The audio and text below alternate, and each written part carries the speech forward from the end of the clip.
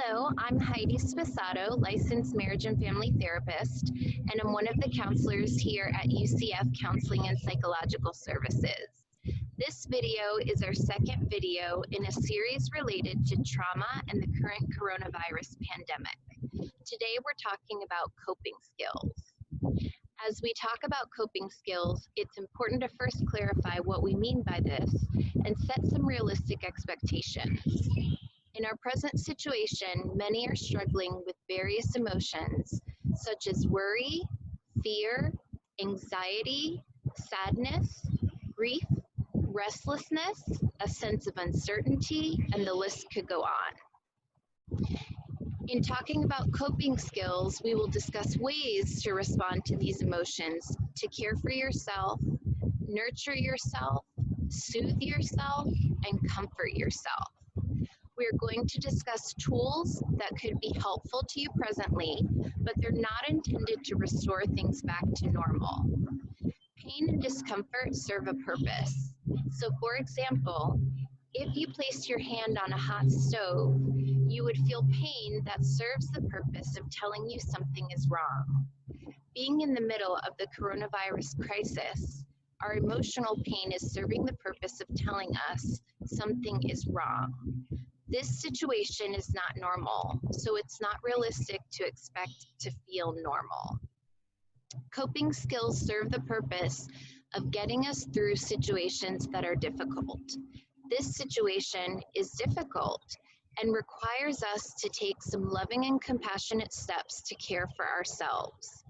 We're going to navigate through 6 different areas of ourselves and our lives to provide some ideas for responding to your needs during this time. I wanted to start this video in this beautiful setting to provide an example of a couple ways that I care for myself, which are getting outdoors, taking in the sunshine, breathing fresh air, and spending time close to water in order to connect with something bigger than myself. Also, for me, coffee nurtures my soul.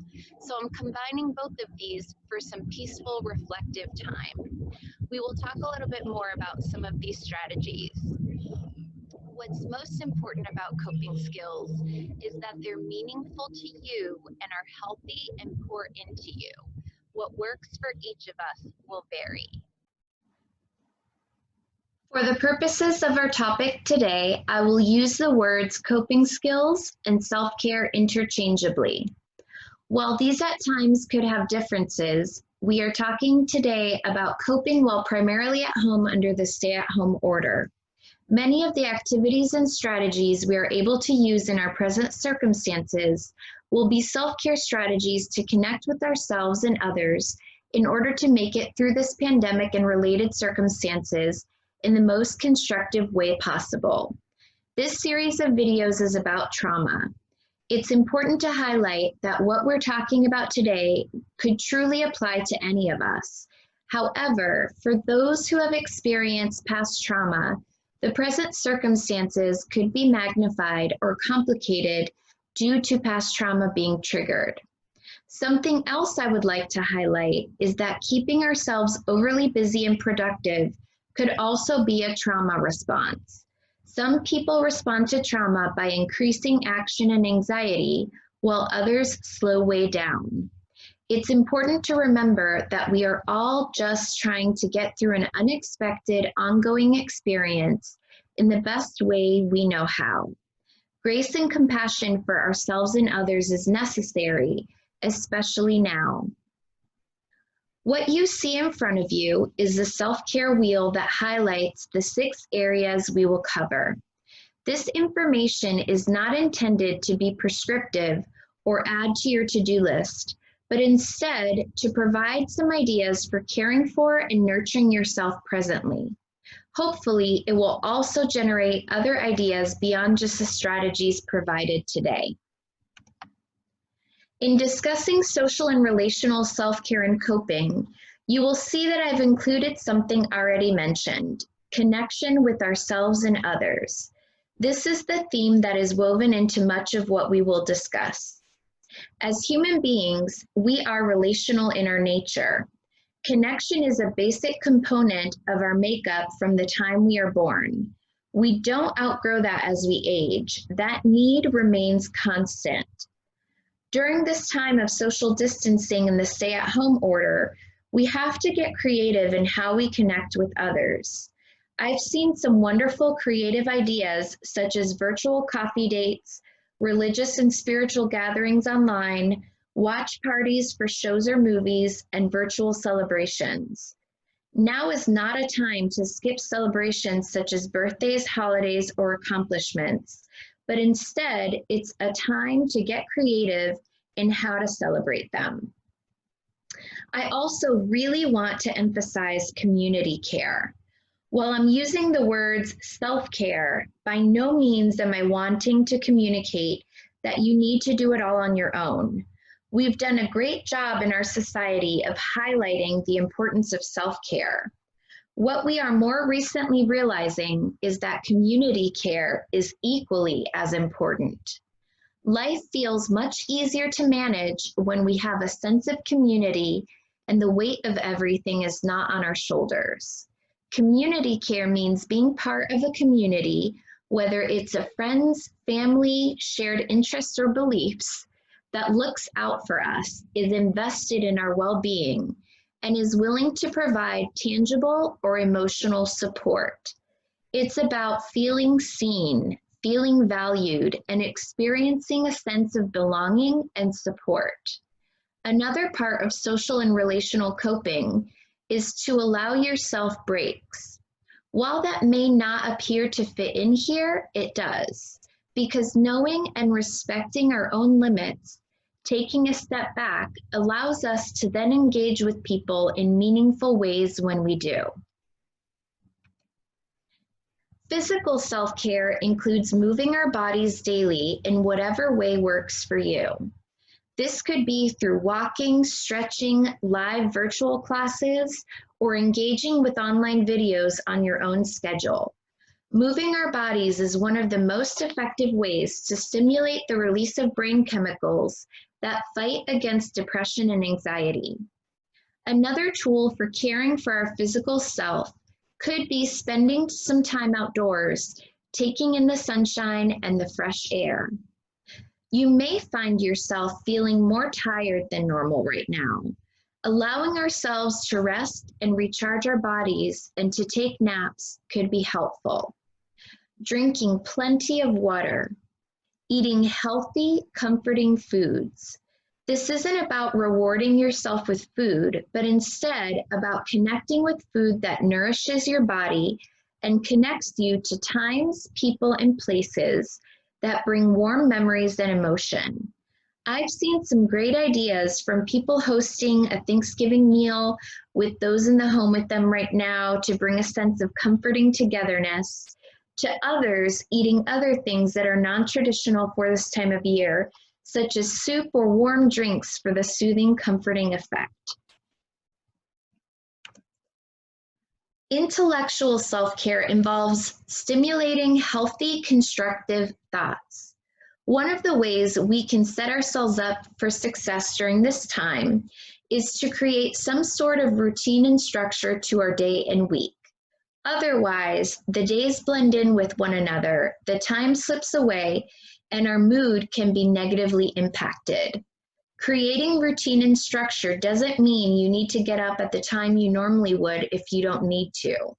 You can sleep in and create a whole other schedule. It does mean waking up at the same time each day, even if that is a later time right now, eating meals at the same times, and also making sure to schedule breaks and recreation in. Those are important in order to allow our minds to be productive. Giving ourselves permission to slow down. Our thoughts may not form as easily. We may find our bodies slowed down. That is okay and to be expected for many in a time such as this. Having gratitude and appreciation, noticing what are the comforts we do have? What are we enjoying that maybe we previously took for granted? Who around us is being kind, helpful, and caring? Sometimes we create the sense of either or. Either I can feel my pain and discomfort, Or I can feel gratitude and have a positive attitude. These are not exclusive. They can coexist. We can both experience the reality of our situation when it's unpleasant and take time to notice aspects that we appreciate. We can notice the gestures of love, sacrifice, and messages of we are all in this together that surround us. As with everything else, stimulating our thoughts may require us to get creative and think of resources available to us. It may be listening to a podcast or checking out digital or audio books from the public library online, watching an interesting show. The caution is to practice everything with balance so we don't use this to distract away from being present. Coping by using creativity includes so many different options. It's about creating something yourself. It could be crafting, coloring, painting, drawing, photography. Maybe for you, it's cooking or baking. Some have taken to sewing masks for others in order to engage their creative coping by doing something within their control that positively contributes to others during this time. Journaling could be a helpful tool to express what you're feeling and to document what is happening around you. You could create a time capsule with components that represent your experience during this pandemic and set a date to look back on it 5 or 10 years from now. For some, moving their body may be their way of creative expression. It could be creating music and dance, or just engaging with something already created that you identify with. Others may want to create poetry or spoken word. It could be helpful to explore for virtual groups that are meeting to provide a forum for performing or being part of the audience. Engaging in play was one of our first ways to communicate as young children before we even knew words. Remaining connected with play is important for us to do throughout our lives. Now may be a good time to break out some old-fashioned board games or to connect with others through virtual games. Emotional coping involves a lot of what we talked about in the first video. It's about naming your feelings, acknowledging the tragedy, and feeling the discomfort of this present moment. Giving yourself permission to cry, to grieve, to express. Remembering that a lot of what we're experiencing right now is loss. So with loss comes grief. Emotional self-care is also about being present and practicing mindfulness.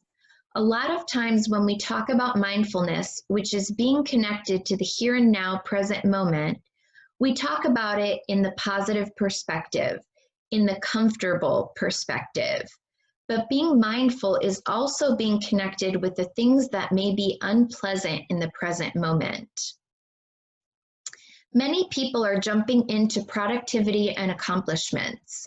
While these can be wonderful things, they can also be used to distract and deny during a time like this pandemic, which ends up leaving you with all of the pent-up emotion to deal with later on. We can't just push emotion away and not deal with it. It will come out in some way, shape, or form. So we have an opportunity to be present with our emotion now and give it space so that we don't carry it as baggage into the future. Another important component is to be truthful about what you are experiencing, both with yourself and with others. I hear so many people in general talk about how they hold their feelings in to quote unquote be strong for someone else. What that actually does is leaving others feeling alone and wondering why they're the only one who is experiencing pain. Our pain connects us with others and others with us. Opening up is sometimes the very thing that gives someone else permission to do the same. We also want to remember, if we have dealt with past trauma, some of these steps could be difficult. They could be more challenging and more complicated. Knowing and using grounding skills could be helpful. Grounding skills typically are going to involve using your senses to remain connected in the present moment. Our response to ourselves to engage in emotional self-care can be one of self-compassion and kindness to ourselves. Part of caring for yourself is letting your important people know how you are doing and what you need. Others don't know if we don't tell them. If you are struggling, please reach out to a supportive friend, family member, or to a counselor. CAPS is here if you need assistance, including if you would like to learn about grounding skills and how to practice them. It's important to know that we don't have to navigate this on our own. Spiritual self-care involves connecting with something bigger than yourself. This could be a higher power, connecting with nature, connecting with a sense of meaning and hope, connecting with yourself, connecting with others individually, and with a sense of community. You can seek places and activities that allow a sense of calm, engage in meditation or guided imagery. You can explore what was working in your life prior to the pandemic and self-reflect on what you may want to restructure when life goes back to normal. We've talked about coping and caring for ourselves today. Hopefully, some of the ideas will be useful for you, but also remembering that a coping skill or self-care strategy is not a solve-all solution. It takes so much strength to get up and face the world, face your life, face your to-do list when the world feels so uncertain and a sense of safety isn't there. No one knows your story except you, and they haven't walked your journey. It is okay for you to feel what you feel and to be where you are, so long as you and others are safe. It's okay for things to be messy right now. You don't have to pretend to be okay when you're not. Thank you for being here. You are doing the best you can, and that's enough. Please reach out to CAPS or one of the resources on the CAPS website if you want to talk more about coping or just need help or support in general. Please also feel free to access our Tao self-help on our website for our mindfulness library and other helpful information and tools. Thank you.